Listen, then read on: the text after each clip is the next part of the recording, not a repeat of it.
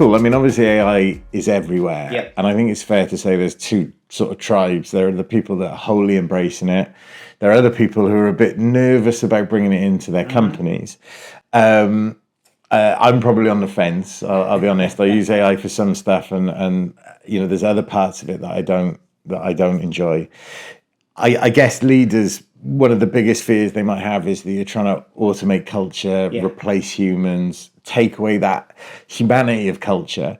So if I'm one of those founders of a company, what would you be saying to me to ease my mind? Yeah, first of all, totally get it, right? It's really hard to get your head around what this technology can do, what it can be used for, what it should be used for, all this kind of stuff.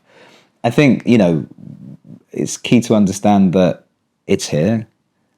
People are using it. People are using it increasingly. Like, I know I tell ChatGPT a lot more than I used to. And if you don't take advantage of these tools, then your competition will.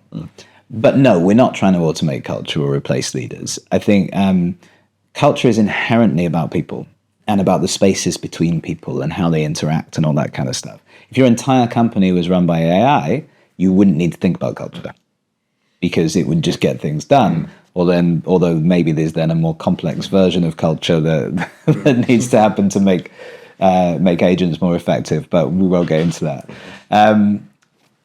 What we're aiming to do with Versapia is make the people who lead your business more effective in building better relationships with their team, in having better conversations, in helping the people in their teams to perform better and grow and develop and drive your company forward. So people have different levels of comfort with this technology, but ignoring it or resisting it is not the right way to go.